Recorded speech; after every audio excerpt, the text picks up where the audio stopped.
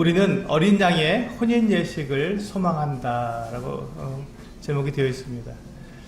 어린 양의 혼인 예식 우리가 소망한다. 어린 양의 혼인 예식이 무엇인가? 이제 이 부분이 이제 좀 생소한 부분입니다. 어린 양의 혼인 예식이라는 게 이제 생소한 부분인데 이 부분에서 오늘 말씀을 드리고자 합니다.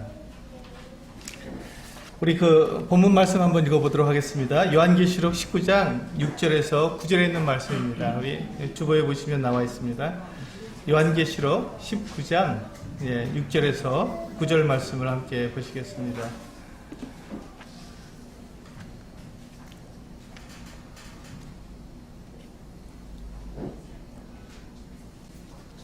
네, 같이 읽겠습니다. 시작. 또 내가 들으니 허다한 무리의 음성과도 같고 많은 물소리와도 같고 큰 우레소리와도 같은 소리로 이르되 할렐루야 주 우리 하나님 곧 전능하신 이가 통치하시도다. 우리가 즐거워하고 크게 기뻐하며 그에게 영광을 돌리세. 어린 양의 혼인 기약이 이르렀고 그의 아내가 자신을 준비하였으므로 그에게 빛나고 깨끗한 세마포 옷을 입도록 허락하셨으니 이 세마포 옷은 성도들의 옳은 행실이로다 하더라. 천사가 내게 말하기를 기록하라. 어린 양의 혼인잔치에 청함을 받은 자들은 복이 있도다 하고 또 내게 말하되 이것은 하나님의 참되신 말씀이라 하기로. 네. 여기 보시면 이제 우리가 지금 장래에 있을 우리 소망에 대해서 우리는 지금 교제를 나누고 있습니다. 근데 우리가 지금 이렇게 장래에 대한 소망을 이렇게 교제를 나누는 그 이유가 있습니다. 왜 우리가 이 장래에 대한 소망을 우리 계속해서 나누고 있냐면 우리의 신분 때문에 그렇습니다.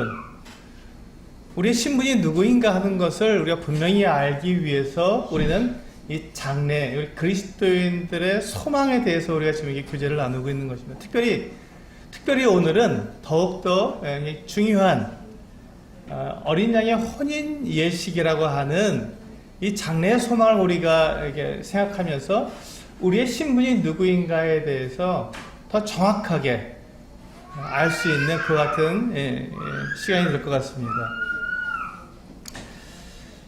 우리 지난주에 우리 형제교회 역사에 대해서 우리 배웠습니다. 근데 이 형제교회 특징이 무엇이었습니까? 제가 들은 바로는 형제운동이 일어나게 된 이유, 형제교회가 어떠한 특징을 가지고 있는가 하는 것을 이제 제가 생각해 봤을 때, 우리 형제들은, 하나님 말씀을, 성경을 믿고, 또 그것을 그대로 행하려고 하는, 그러니까 성경을 믿고 성경을 그대로 내 삶에서 이렇게 살아나려고 하는 그 같은 사람들이다라는 것을 생각해 보게 되었습니다. 물론 우리 하나님을 믿는 사람들, 또 성경을 믿는 사람들은 모두 그 같은 삶을 살 것입니다. 그럼에도 불구하고 이 하나님께서 우리에게 말씀하신 성경을 내 마음대로 해석하지 않고 성경에서 말씀하고 있는 그대로 그 원래 하나님께서 하신 말씀을 그대로 우리가 이해한 것을 내 삶에서 그대로 살아내는 것 이것이 바로 형제운동의 가장 큰 특징이 아닌가 이렇게 생각이 되었습니다. 그런데 이제 우리가 여기에서 제가 이 말씀을 드리는 이유가 뭐냐면 우리가 이 성경에 있는 말씀을 그대로 살아가게 될 때 여기서 이제 문제가 생긴다는 것입니다. 성경에 있는 말씀을 우리가 듣고 그대로 살아나가려고 할 때 이 세상에서는 그것을 인정해 주지 않습니다.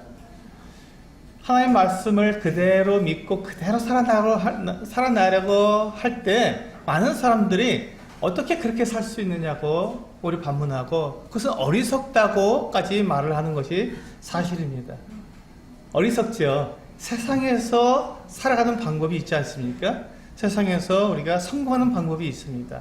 세상에서 사람들하고 이렇게 대하는 그 어떤 방법이 있는데 그렇게 하지 않고 성경에서 우리에게 말씀해 주신 그대로 살아가려고 하면은 참 순진하고 또 쉽게 다른 사람들에게 이용당하기 쉬운 것이 이 그리스도인의 삶입니다. 성경대로 살아가는 사람들의 삶의 모습이 그렇습니다. 우린 거짓말할 수 없고 또 다른 사람들을 일단 믿어줘야 하고 그 사람이 하는 말을 그대로 액면 그대로 받아들이는 이와 같은 기본적인 자세를 우리가 가지고 있기 때문에 그와 같은 삶으로 이 사람들하고 이렇게 그 세상에서 우리가 살아나갈 때 당연히 어리석은 사람처럼 보이고 또 당연히 세상에서 결코 성공할 수 없을 것 같은 그 같은 삶으로 나타나는 것이 사실입니다. 그래서 이제 이 세상에서 우리가 성경대로 살아가는 것이 참 쉽지 않다는 것이 사실이죠. 그렇게 살아가는 것이 어려운 일이다라는 것입니다. 근데 우리가 여기서 기억해야 할 것이 한 가지가 있습니다. 우리가 기억해야 할 것 한 가지는 하나님이 살아계시다는 것입니다. 하나님께서 살아계시기 때문에, 하나님께서 계시기 때문에 우리는 하나님께서 우리에게 주신 이 하나님의 말씀, 이 성경대로 살아가는 것에 대해서 우리는 두려워하지 않습니다. 사람들에게 우리가 바보 취급을 당할 수도 있고 손가락질 당할 수도 있고 이용당할 수도 있고 때로는 우리가 사람들에게 박해를 받으며 고난을 당할 때도 있습니다. 그럼에도 불구하고 우리가 성경대로 살아가는 것을 두려워하지 않고 우리가 그것을 성경대로 살아가기 위해서 내 자신을 치고 또 나를 갖다가 이렇게 복종시키는 하나님 말씀에 복종시키려고 애를 쓰고 내 생각대로 살아가지 않으려고 고민하고 애쓰는 그 이유가 뭐냐면 하나님께서 살아계시다는 것 때문에 그렇습니다. 하나님께서 계시기 때문에 하나님께서 계시다면 이 하나님의 말씀은 진리이고 이 하나님의 말씀이 결국 그대로 다 이루어지기 때문에 그럴 때 우리가 이 하나님의 말씀대로 살아가는 것이 결코 어리석은 것이 아니라는 것이죠. 사실상 사람들이 볼 때는 것이 어리석게 보이지만 잠시 동안 이 땅에 살아갈 동안에 우리가 손해보는 것처럼 우리가 생각되지만 정말 중요한 것은 뭐냐면 하나님께서 그 모든 것에 대해서 이 모든 사람들의 삶에 대해서 심판하시게 될 때 과연 어떠한 심판을 하실지 그것을 충분히 생각할 수 있기 때문에 우리 성경대로 살아가는 것에 대해서 우리는 두려워하지 않습니다. 그리고 어떻게 하면 더 성경대로 살아갈지에 대해서 우리는 더욱더 고민하고 애를 쓰는 것이죠.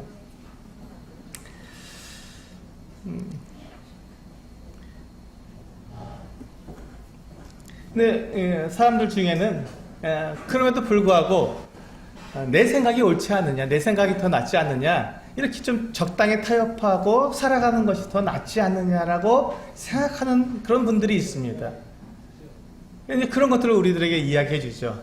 적당히 타협하고 사는 것도 괜찮아라고 얘기하는 이 같은 분들이 있다는 것입니다. 근데 그것은 이제 하나님을 생각하기보다 자기의 생각을 더 중요시 여기는 그 사람의 믿음이죠. 그것도 믿음입니다. 하나님의 믿음입니다. 세상을 살아갈 때 이렇게 살아가는 거야 라고 그렇게 믿는 것이죠. 그러나 그 믿음의 결과가 어떠할지는 우리는 알지 못합니다. 하나님만 아시죠. 하나님께서 그 모든 것들에 대해서 심판하시기 때문에 하나님은 분명히 아십니다. 반면에 우리 지금까지 말씀드린 것처럼 하나님의 말씀을 진리로 믿고 하나님의 말씀에 따라 살아가면서 우리가 여러 가지 손해도 보고 고통도 당하고 어려움을 또 겪는 것에 대해서 개의치 않고 하나님께서 살아계시기 때문에 난 그렇게 살아가겠어 하고 그렇게 살아가는 사람은 그것도 그 사람의 믿음인 것입니다. 하나님께서 살아계시다는 것을 믿는 것이죠. 그래서 이 두 삶의 영역이 나타나는 것입니다. 이건 교회 안에서도 마찬가지고 세상에서도 마찬가지입니다. 그래서 우리는 이 부분에 대해서 우리는 분명히 생각하고 나는 어떠한 삶을 살아갈 것인가를 결단하는 것이죠. 그것이 오늘 믿음의 결단입니다. 그와 같은 이 믿음의 결단을 하기 위해서 오늘 우리는 어린 양의 혼인 예식을 소망한다고 하는 이 주제를 제가 말씀드리는 것입니다. 왜냐하면 이 어린 양의 혼인 예식을 우리가 소망하게 된다면 우리는 하나님께서 살아계시는 우리는 믿는 사람들이고 또 이 어린 양의 혼인 예식에 내가 어떠한 신분으로 거기에 참여하게 되는지 하나님 나를 어떠한 신분으로 나를 부르셨는지 그리고 어린 양의 혼인 예식에 참여하는 내가 하나님으로부터 어떠한 은혜를 내가 입고 있는지에 대해서, 내 신분이 어떠한지에 대해서 분명히 알게 되기 때문에 이 부분에 대해서 우리는 분명한 결단을 내릴 수 있다고 생각이 됩니다. 오늘 우리 방금 읽은 요한계시록 19장 6절에서 9절에 있는 말씀은 이 세상 마지막에 있을 일들입니다. 마지막에 있을 일들. 우리 한번 생각해 보겠습니다. 하나님께서 살아계시다면 하나님을 믿는 사람들에 대해서 하나님은 어떻게 하셔야 될까요? 하나님께서 살아계시다면 이 땅에서 하나님을 믿었습니다. 하나님을 믿고 하나님께서 말씀하신 이 성경대로 살아가는 사람들에 대해서 하나님은 어떻게 하셔야 하겠는가 하는 것입니다. 그 사람들을, 하나님을 믿은 사람들과 믿지 않은 사람들을 똑같이 그냥 그렇게 대우하시는 것이 맞는지, 아니면 다르게 대우하시는 것이 맞는지, 그걸 우리는 생각할 수 있습니다.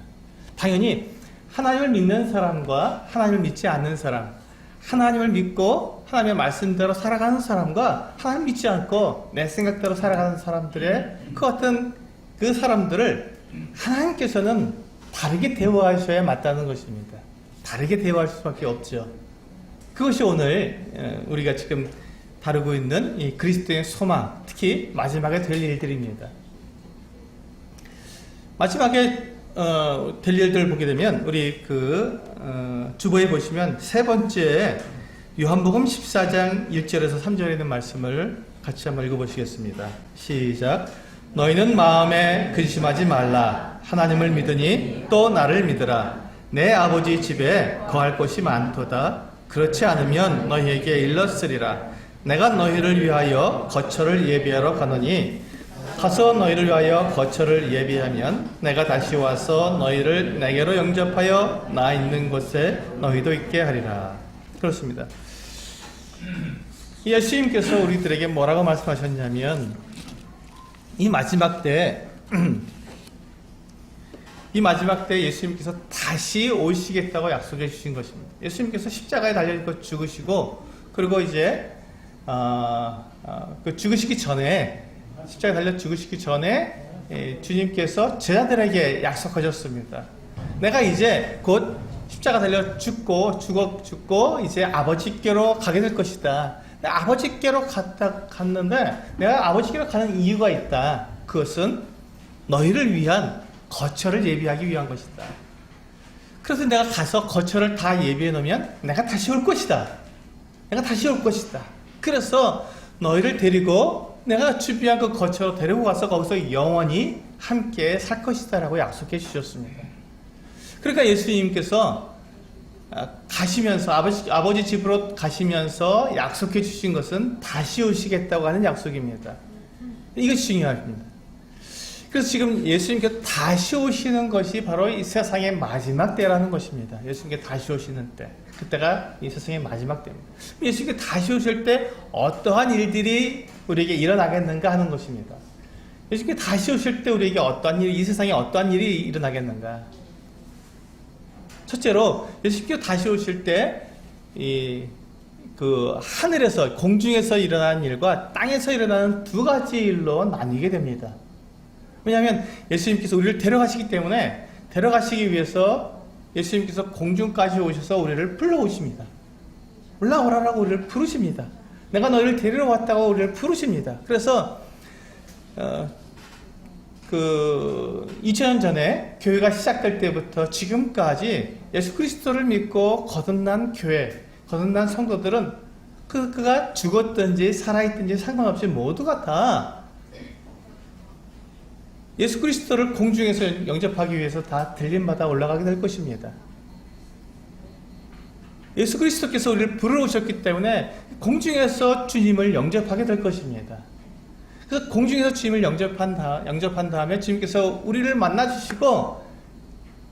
만나주시자마자 주님께서 우리에게 하실 일이 있습니다. 그것이 무엇이냐면, 우리가 이 땅 가운데서 정말 우리가 하나님의 말씀대로 살아가기 위해서 우리가 당했던 그 모든 고난들, 그 수치와 모욕과 때로는 우리가 어려움과 어떤 분들은 순교를 당하기도 합니다. 목숨을 잃는 일도 있고 재산을 다 빼앗기는 일도 있고 정말 그 같은 어려움과 고난을 당하는 그 같은 삶을 살았던 이 성도들에게 예수 그리스도께서 그들에게 가장 급하게 하셔야 할 일이 있죠. 그들을 위로하고 그들에게 보상해 주시는 것입니다. 그들이 흘린 눈물과 그들이 겪었던 그 아픔과 그 고독과 괴로움과 이 슬픔들, 이 모든 것들을 참아내고 오직 예수 그리스도께서 다시 오심을 바라보고 기다렸던 그 성도들에게 그들을 위로하고 그들에게 보상해주는 그 같은 그들에 대해서 보상해주시는 이와 같은 그 보상의 상급의 이와 같은 자리가 필요했던 것이죠. 그래서 주님은 그 상을 베풀기 위해서 자리를 펼치십니다. 그리고 각 사람에게 그들의 행한 대로 다 갚아주십니다. 그렇게 하는 그것을 우리는 그리스도의 심판대라고 우리는 말을 합니다. 그렇죠? 지난번에 우리가 살펴봤던 바로 그 내용입니다. 그리스도의 심판대에서 우리는 그 같은 보상을 받게 될 것입니다. 근데 그런 일이 이제 각 사람에게 이루어지는 동안에 이 땅에서는 어떤 일이 있냐면 하나님께서 이스라엘 백성들이 지금 그 이스라엘 땅 아시죠? 이스라엘 지금 사람들이 이스라엘 나라가 1948년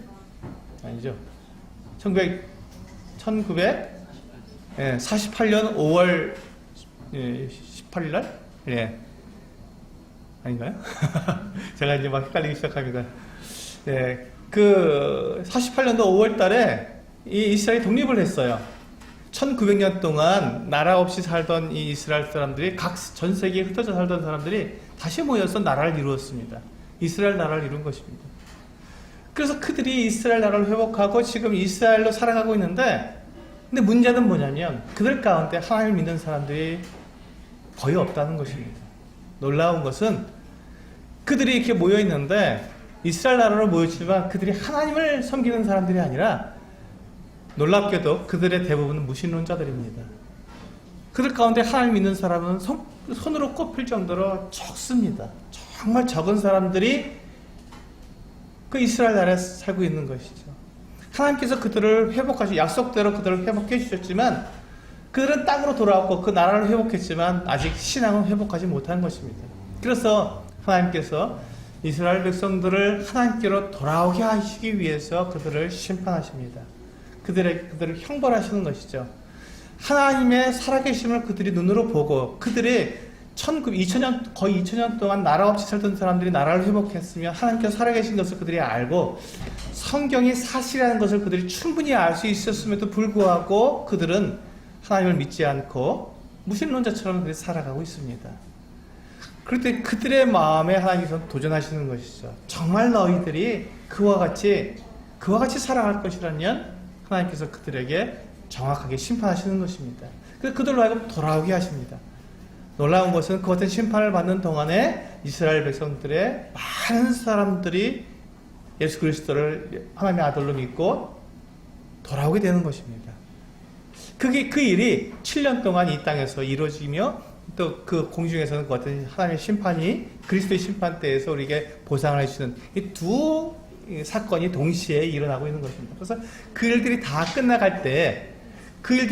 끝나갈 때 바로 지금 오늘 우리가 본문에 읽은 요한계시록 19장 6절에서 8절에 있는 말씀이 이제 시작되는 것입니다. 큰 음성이 하늘에서 이제 울려 퍼집니다. 많은 물소리도 같고 서다한 사람들의 음성과도 같은 큰 우레소리와 같은 음성이 울려나는데 뭐라고 하냐면 할렐루야라고 외칩니다. 할렐루야가 무슨 뜻입니까? 하나님을 찬양하라라는 뜻입니다. 하나님을 찬양하라. 왜 하나님을 찬양하라고요?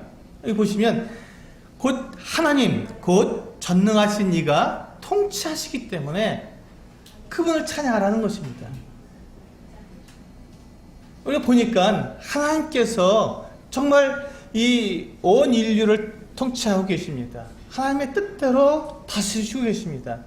하나님은 전능하셔서 못 이룰 일이 없으시고 하나님의 계획대로 모든 일들을 다 성취하시는 것들을 보게 되니까 그분을 찬양하는 것입니다. 하나님께서 약속하신 대로 예수 그리스도를 보내주셨고, 그래서 우리가 예수 그리스도를 공중에서 영접할 수 있게 하셨고, 이 땅에서는 그 이스라엘 백성들을 회복하기 위해서 하나님께서 심판하시고 그들이 하나님께로 돌아오는 이 같은 모습을 보면서 하나님을 끝까지 배척하고 끝까지 하나님을 거절하는 사람들에서 하나님께서 심판하시는 모습을 그대로 보는 가운데 하나님을 찬양하라고 하는 이 놀라운 음성이 나타나는 것입니다. 그렇습니다. 하나님은 약속하신 대로, 계획하신 대로 정확하게 이 세상을 통치하시는 분이십니다. 통치하시기 때문에 그분은 찬양을 받으셔야 마땅하신 것이죠. 그 다음에 이제 뭐라고 되어 있냐면 7절에 보시면 우리가 즐거워하고 크게 기뻐하며 그에게 영광을 돌리세. 어린 양의 혼인 기약이 이르렀고 그의 아내가 자신을 준비하였으므로 그에게 빛나고 깨끗한 세마포 옷을 입도록 하셨으니. 이제 이 찬양이 울려 나오면서 우리가 즐거워하고 크게 기뻐하자. 그 이유가 뭐냐면 어린 양의 혼인 기약이 이제 이르렀다는 것입니다. 혼인 예식을 할 날이 이제 되었으니 기뻐하고 즐거워하자는 것입니다. 어린 양의 혼인 예식이 그 기약이 이르렀고 그의 아내가 신부가 다 준비가 되었습니다. 그래서 이제 그에게 빛나고 깨끗한 세마포 옷을 입게 하셨다. 이 신부가 준비됐는데 이제 신부에게 하나님께서 옷을 주시는 거예요. 웨딩드레스죠. 네, 결혼식에 참여할 신부이기 때문에 이 신부에게 깨끗한 옷을 주십니다. 그 옷이 빛나고 깨끗한 세마포 옷입니다. 그것을 주셔서 입게 하시고 그것을 통해서 이제 이 혼인 예식을 시작하게 하십니다. 근데 여기서 우리가 볼 때 이 어린 양이 누구죠? 이 어린 양은 예수 그리스도를 말하는 것입니다. 예수 그리스도. 이 어린 양이라고 하는 말은 우리가 다른 말로 표현하면 십자가와 같습니다. 십자가. 어린 양과 십자가는 같은 것을 이야기합니다. 여러분 십자가를 볼 때 우리는 무엇을 생각하는지, 십자가는 두 개의 선으로 이루어졌습니다. 두 개의 선으로. 그렇죠? 한 개의 선은 위에서 아래로 내려오는 수직의 선입니다. 우리 이 십자가를 보게 될 때, 우리 이 수직의 선을 보게 될 때, 우리는 예수 그리스도께서 하나님의 아들이시라는 것을 우리는 기억할 수 있습니다. 하나님께서 우리를 사랑하셔서 예수 그리스도, 하나님의 아들을 우리 사람들에게 보내주신 이 하나님의 사랑을 이 수직선을 통해서 우리는 알 수 있습니다. 그러면 이 수평에서는 무엇일까요? 옆으로 그어진 이 수평에서는 예수 그리스도께서 우리를 사랑하셔서 우리를 희생하신, 우리보다 더 사람이 되셨고 또 사람보다 더 낮추셔서 죄인의 몸으로 그렇게 십자가에 달리신 그 모습을 바로 이 수평으로 우리 사람들을 사랑하셔서 우리들을 위해서 자신을 내어주신 주님의 그 사랑을 나타내 주시는 것입니다. 우리는 수직선을 통해서 우리는 하나님께서 우리 사람들을 사랑하셔서 그 아들을 보내신 것, 그것으로 우리는 기억할 수 있고, 예수 그리스도께서 우리를 사랑하셔서 자기 자신을 희생하신 이 사랑을 우리는 기억할 수 있습니다. 그리고 우리가 이 십자가를 통해서 예수 그리스도가 하나님의 아들이시며 우리를 구원하신 구원자라는 것을 우리는 알 수 있죠. 바로 똑같습니다. 그것처럼 이 어린 양은 하나님의 어린 양인데, 이 하나님의 어린 양은 하나님의 아들로서 이 세상에 오셔서 우리들을 위해서 자신을 제물로 들으셔서 우리의 모든 죄를 다 용서하신 예수 그리스도, 그분을 나타내는 것입니다. 하나님의 어린 양이라는 것은 그리스도의 십자가를 우리가 연상할 수 있고 같은 의미를 우리들에게 주는 것이죠.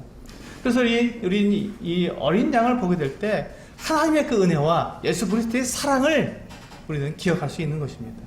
예수 그리스도께서 바로 어린 양이신데, 예수 그리스도께서 이제 신랑이 되시고 교회, 예수 그리스도를 믿는 사람들을 신부라고 말씀해 주시며 그들과 이 교회와 그리스도가 혼인 예식을 통해서 하나가 되는 것을 말씀하고 있는 것입니다. 저는 이 부분에 대해서 오늘 말씀을 준비하면서 많은 기도를 통해서 기도하면서 주님께 도대체 주님께서 왜 우리를 교회와 그리스도가 이 혼인 예식이라고 하는 이 어떤 과정을 거치셔야 하는가? 왜 그것을 혼인 예식을 하셔야 되는가라는 것을 기도하면서 그 뜻을 물었습니다. 이 쉽지 않더라고요. 왜 주님께서 이와 같은 일을 하셔야 하는지. 그런데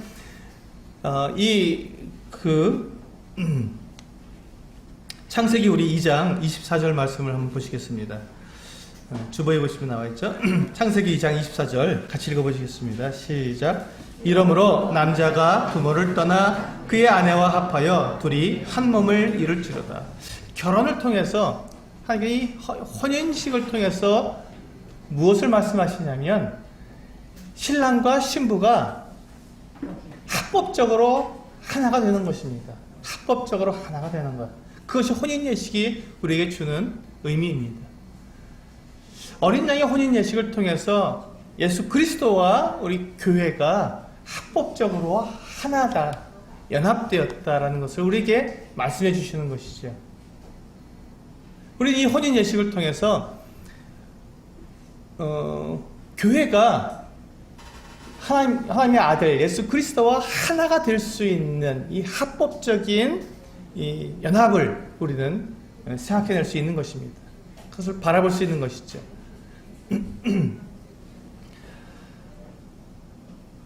제가 왜 이 말씀을 드리냐면 우리는 사람입니다. 교회, 우리 믿는 사람들은 사람입니다. 사람과 하나님의 아들이신 하나님의 아들은 하나님이십니다. 하나님과 어떻게 한 몸을 이룰 수 있느냐 하는 것입니다. 어떻게 한 몸을 이룰 수 있느냐? 불가능하지요. 하나님과 사람은 완전히 다른 신분이기 때문에 하나가 될 수가 없습니다. 그런데 예수 그리스도께서는 뭐라고 우리에게 약속해 주셨냐면 그리스도는 우리의 머리시고 우리는 그리스도의 몸이라고 말씀하시면서 한 몸이다라고 말씀하셨고, 또 그것을 이와 같이 지금 신랑과 신부가 혼인 예식을 통해서 한 몸을 이루는 것으로 우리에게 말씀해 주심으로 교회와 예수 그리스도가 한 몸이다, 하나다라는 것을 다시 한번 말씀해 주고 계십니다.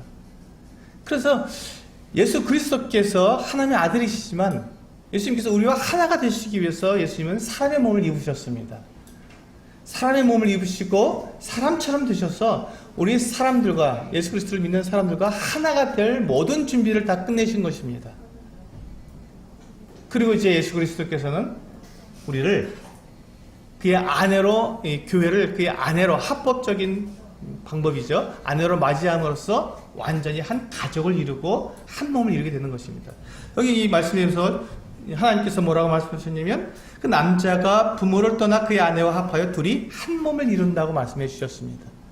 이것이 바로 그리스도와 교회와의 관계와 그 신분입니다. 그래서 우리는 교회는 그리스도의 신부라고 하는 이 놀라운 신분을 가지고 있는 것입니다.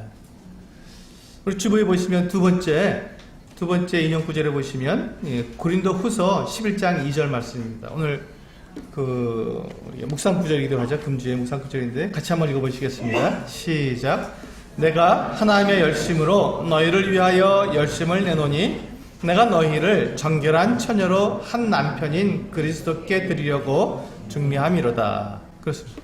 여기 보시면 바울이 고린도 교회 성도들에 대해서 이와 같이 말씀하고 있습니다. 내가 너희를 정결한 처녀로 한 남편인 그리스도께 드리려고 중미한다. 그러니까 그럼 고린도 교회 성도들을 바로 예수 그리스도의 신부로, 아내로 지금 이렇게 소개하고 있는 것입니다. 교회는 예수 그리스도의 신부입니다. 여기서 이제 우리는 문제가 생깁니다. 우리 신분이 예수 그리스도의 신부인데, 과연 내가 나 자신을 보게 될 때, 내가 그 신분을, 그리스도의 신부로서의 그 신분을 내가, 신분에 합당한 삶을 살고 있는가 하는 부분이죠. 우리 항상 이 부분 때문에 우리는 고민하고 염려합니다. 주님께서 틀림없이 나를 그리스도의 신부라고 말씀해 주셨는데, 이 그리스도의 신부의 가장 큰 특징이 무엇입니까? 우리 방금 읽은 고린도후서 11장 2절에서 보면 내가 너희를 정결한 처녀로, 정결한 모습입니다. 깨끗하고 순결한 모습으로 예수 그리스도를 만나야, 그 남편을 만나야 합니다. 그런데 우리의 삶의 모습은 과연 우리가 정결하고 성결한 삶을 살고 있는가 하는 그 어떤 부분입니다.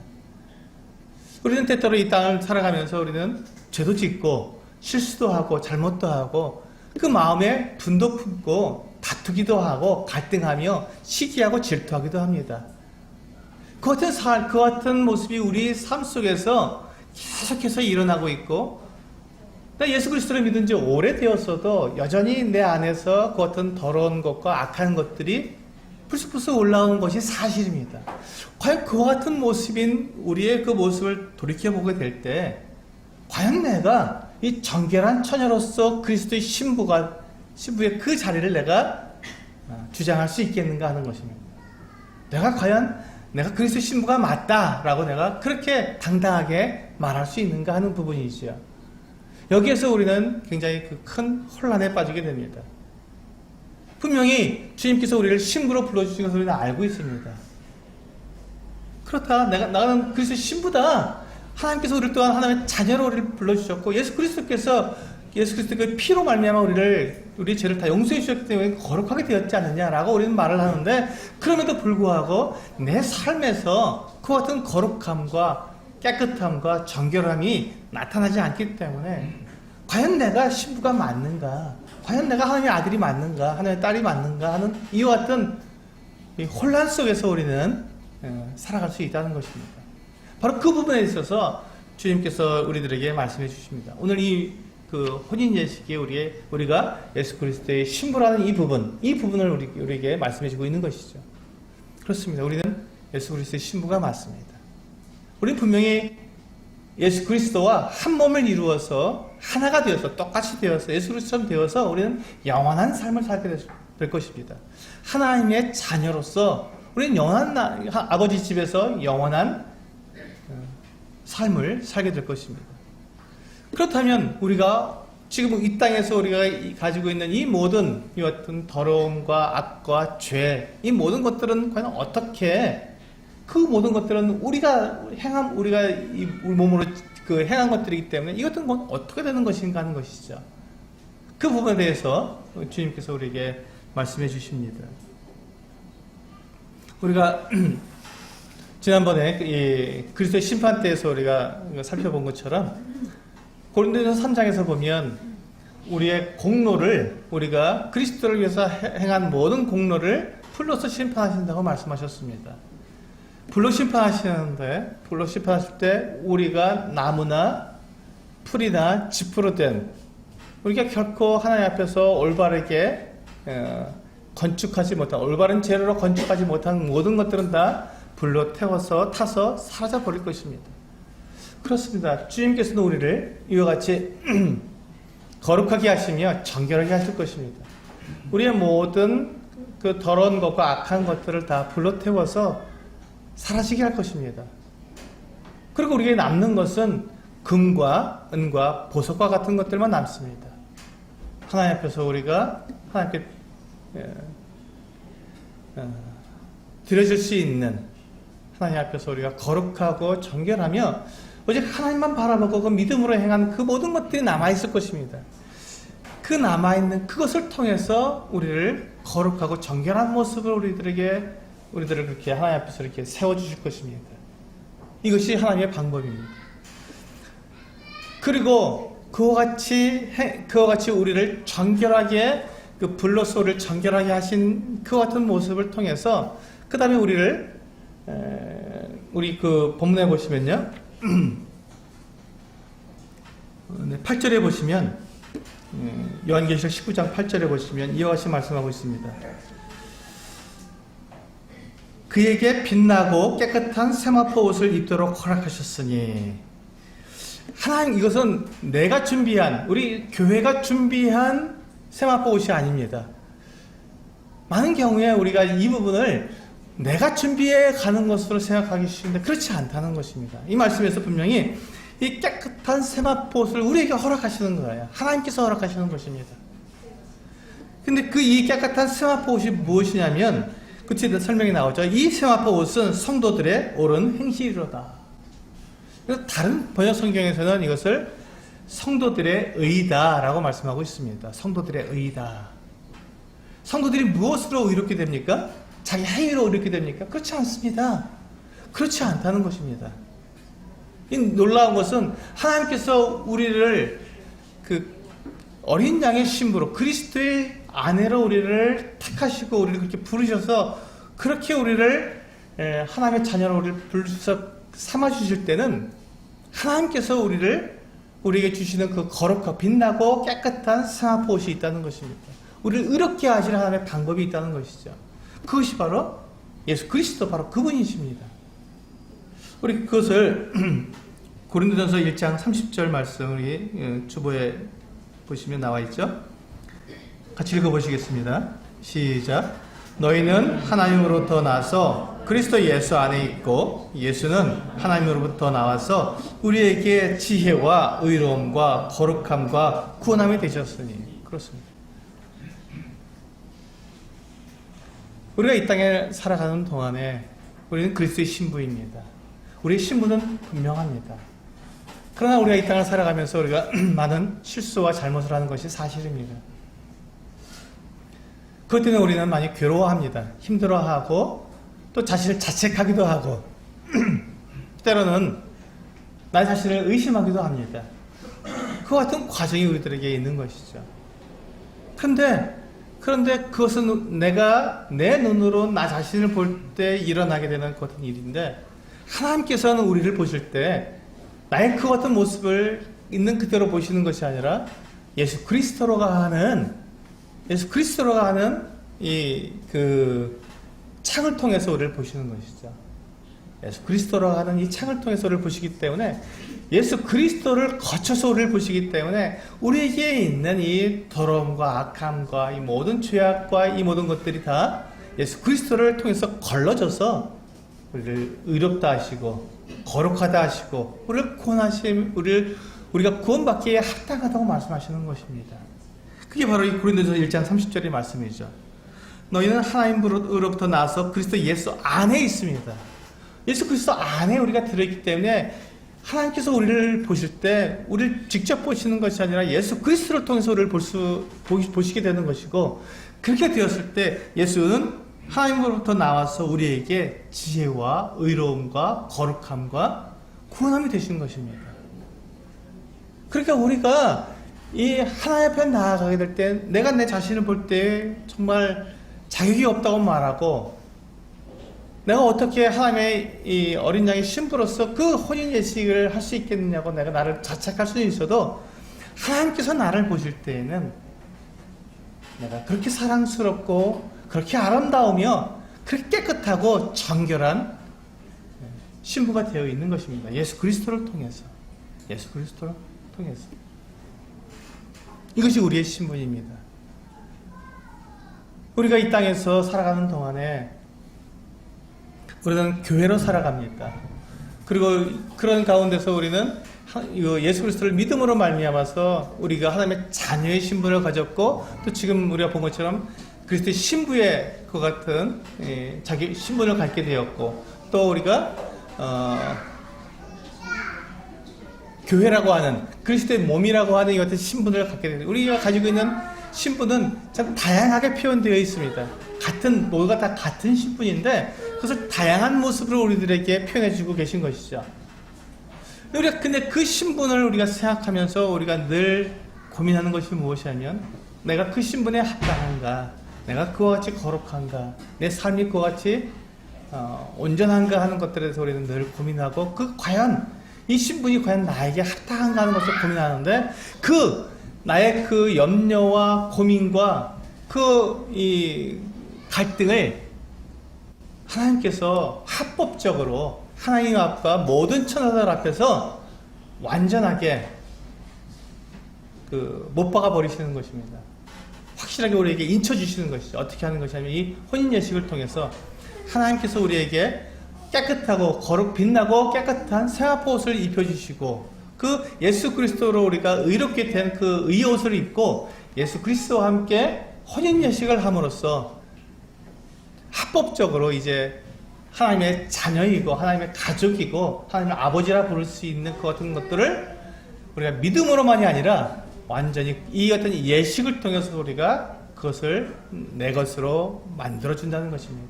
그래서 이 예식이 이렇게 중요합니다. 우리가 어린 양의 혼인 예식을 우리가 소망하는 것은 우리가 믿음으로 가지고 있는 이 신분이 이때 확실하게 우리에게 합법적으로 우리에게 주어지는 것이기 때문에 그렇습니다. 이 혼인 예식을 통해서 우리들에게 완전하게 주어지는 이 합법적인 그 같은 우리들에게 주어지는 이 신분은 우리 어린 양의 혼인 예식을 통해서 하나님 앞과 모든 천사들 앞에서 그 모든 만물들 앞에서 다시는 변개할 수 없는 완전한 신분으로 우리에게 주어지는 것입니다. 이게 우리의 신분입니다. 우리 장차 우리에게 이루어질 이 놀라운 소망입니다.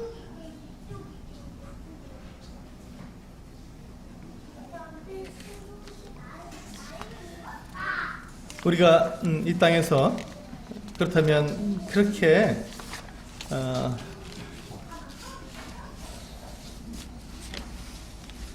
거룩하지 못하고 또 우리가 합당하지 못하고 또 우리가 죄를 짓고 살아도 그럼 괜찮다는 것인가? 그 말은 아니죠. 그 말은 아닙니다. 왜냐하면 우리가 신분을 안다면 나에게 이 약속된 이 신분, 예수 그리스도의 합당한 그 신분의 그 신부로서의 합당한 신분이 나에게 주실 것을 내가 생각하게 된다면 우리 이 땅에서 어떻게 살아갈 것인가를 우리는 결단할 수 있는 것입니다. 예수 그리스도께서 나에게 주시는 그 놀라운 이 거룩하고 완전한 아름다운 정결한 이 그리스도의 신부로서의 신분을 나에게 주시게 될 텐데 그렇다면 나는 내가 그 신분을 내가 잊어버리고 이제 됐으니까 난 내 마음대로 살 수 있겠다라고 우리가 얘기하는 것이 아니라 그렇게 생각하는 것이 아니라 그렇구나 내가 생각할 때 정말 그 신분을 내가 주장할 수 없을 정도로 난 그 같은 자임에도 불구하고 나를 그렇게 하나님께서 그 같은 신분으로 나를 만들어 주시고 그때 나의 그 신분을 완전하게 나에게 주신다면 그렇다면 나는 이 땅에서 그 신분에 합당한 삶을 살아야겠구나 하는 것을 우리는 결단할 수 있는 것입니다. 그래서 우리 로마서 6장에 보시면 이 말씀을 읽고 마치도록 하겠습니다. 6장 1절부터 4절까지 있는 말씀을 읽어보시겠습니다. 시작. 그런즉 우리가 무슨 말을 하리요? 은혜를 더하게 하려고 죄에 거하겠느냐? 그럴 수 없느니라. 죄에 대하여 죽은 우리가 어찌 그 가운데 더 살리요? 무릇 그리스도 예수와 합하여 세례를 받은 우리는 그의 죽으심과 합하여 세례를 받은 줄을 알지 못하느냐? 그러므로 우리가 그의 죽으심과 합하여 세례를 받음으로 그와 함께 장사되었나니 이는 아버지의 영광으로 말미암아 그리스도를 죽은 자 가운데서 살리심과 같이 우리로 또한 새 생명 가운데서 행하게 하려 합니다. 그렇습니다. 우리는 더 이상 우리가 죄에 거할 수 없는 사람들입니다. 우리 신분이 전혀 이 죄하고는 관계없는 신분을 가지고 있기 때문에 그렇습니다. 우리는 거룩한 신분을 우리에게 이미 주어졌습니다. 우리는 그것을 믿음으로 받았고 이제 어린 양의 혼인 잔치 때, 혼인 예식 때 그것이 우리의 신분이 우리들에게 합법적으로 주어지게 될 것입니다. 우리는 이 같은 신분을 우리는 의심할 필요가 없습니다. 우리는 그 같은 내가 하나님의 자녀로서의 그 신분, 예수 그리스도의 신부로서의 그 신분에 대해서 우리는 의심하거나 두려워할 필요가 없다는 것입니다. 왜냐하면 주님께서 이 모든 것들을 약속으로 이렇게 주셨고 그것을 이루시겠다고 이미 성경에 다 이렇게 기록해 놓으셨기 때문에 그렇습니다. 그래서 정확하게 주님께서 이루실 것이고 지금까지 신실하게 모든 것들을 다 이루어진 주님께서 그것을 우리들에게 완전하게 이루어주셨기 때문에 우리는 이 신분에 대해서 우리는 의심하거나 두려워할 필요가 없습니다. 그렇다면 우리에게 주어진 이 신분에 우리는 걸맞은 삶을 살 수 있도록 우리는 이 땅에서 그렇게 살아가야 할 것입니다. 예수 그리스도께서 십자가에서 피를 흘려서 우리의 모든 죄를 다 용서해 주셨다는 것은 우리는 더 이상 죄에 대해서 얽매일 필요가 없는, 더 이상 죄를 지을 필요가 없는 죄의 종이 아닌 죄로부터 자유롭게 된 사람이라는 것을 우리에게 말씀해 주고 있는 것입니다. 그러므로 우리가 이제 내 마음대로 내 뜻대로 살아가는 것이 아니라 죄를 짓고 살아가는 것이 아니라 이 하나님께서 우리에게 말씀해 주시는 이 약속을 믿고 이 약속대로 우리가 살아가는 사람들이 되어야 할 것입니다. 우리가 의롭고 거룩하게 된 것은 우리 주님께서 우리에게 지혜와 의로움과 거룩함과 구원함이 되어 주셨기 때문입니다. 그리고 그것을 그대로 혼인예식 때 하나님께서 우리들에게 빛나고 깨끗한 세마포 옷으로 우리들에게 덧입혀 주실 것입니다. 우리의 거룩함은 그 누구도 빼앗아갈 수 없고, 우리의 그 완전함은 그 누구도 해칠 수 없는 것이 보장된 것들입니다. 이것을 믿고 우리가 이 땅을 살아가는 동안 정말 이 로마서 6장 1절부터 4절까지 있는 말씀처럼 더 이상 죄에 거하지 않고 주님의 영광을 나타내는 우리 소수교회 형제자매들 되시기를 원합니다. 기도하시겠습니다.